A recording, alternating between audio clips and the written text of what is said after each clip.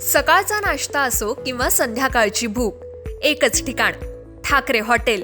चारफाटा road, Karjat येथे गरमागरम वडापाव, मिसळपाव, पावभाजी, मसाला डोसा, विविध प्रकारची भजी आणि बरंच काही तुमच्या सेवेत. आजच भेट द्या किंवा संपर्क करा. ठाकरे हॉटेल. चव, गुणवत्ता आणि आपुलकी.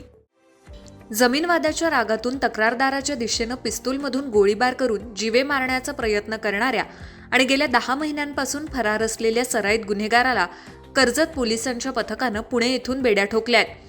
जतीन संतोष पवार असं अटक करण्यात आलेल्या आरोपीचं नाव आहे. नेमकी घटना काय? दिनांक 1 ऑक्टोबर 2025 रोजी रात्री 10:20 सुमारास पोटलवाडी येथे तक्रारदार इस्माईल सय्यद मालदार हे मुफीज गुलाम मालदार यांच्याशी जागा खरेदीबाबत चर्चा करत होते. त्यावेळी झालेल्या वादातून मुफीज मालदार याच्यासोबत असलेल्या जतीन पवार यानं त्याच्याकडील देशी बनावटीच्या पिस्तूलमधून इस्माईल मालदार यांच्या दिशेनं जीवे मारण्याच्या उद्देशानं एक राऊंड फायर केला आणि घटनास्थळावरून पळ काढला.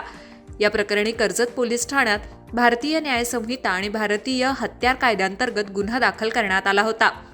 या गुन्ह्यातील इतर 5 आरोपींना पोलिसांनी पूर्वीच अटक केली होती. मात्र गोळीबार करणारा मुख्य आरोपी जतीन पवार हा गुन्हा घडल्यापासून फरार होता.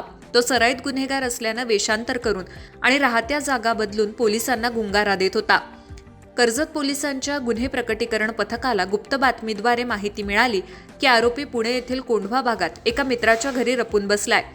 या माहितीच्या आधारे पथकानं 19 ऑगस्ट 2026 रोजी कोंढवा येथून त्याला ताब्यात घेतलं. आरोपीकडून गुन्ह्यात वापरलेले पिस्तूल जप्त करण्यात आलेत. पुण्यात 5 गंभीर गुन्हे दाखल.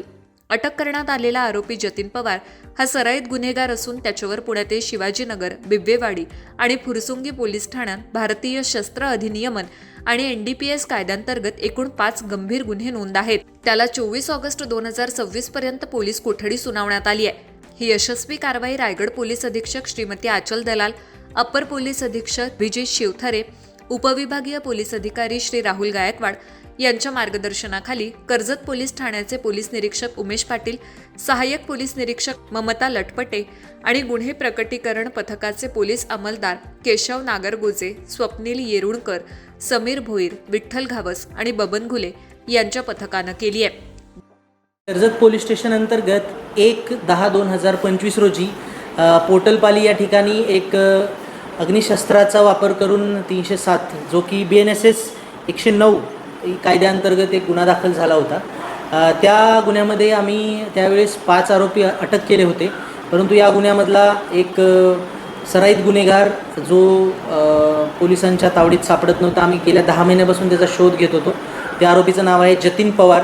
त्या आरोपीला आमच्या कर्जत पोलीस स्टेशनच्या गुन्हा शोध पथकाने DB टीमने अतिशय शिताफीने आणि गोपनीय बातमीदारांच्या मदतीने पुणे कोंढवा या ठिकाणाहून एका त्याच्या सध्याचा जो राहतं घर होतं, तो वारंवार घर बदलत होता आणि त्याच्या राहत्या घरामधून त्याला अटक करण्यात आलेला आहे. आणि त्याच्याकडून आम्ही त्या गुन्ह्यामध्ये जे त्याने हत्यार वापरलं होतं पिस्टल, ते जप्त करण्यात आलेलं आहे. सदरची जी ही कामगिरी आहे ती आमच्या रायगड जिल्ह्याच्या पोलीस अधीक्षक माननीय आचल दलाल मॅडम आणि अप्पर पोलीस अधीक्षक सर माननीय अभिजित शिवथरे सर यांच्या मार्गदर्शनाखाली करण्यात आली. आणि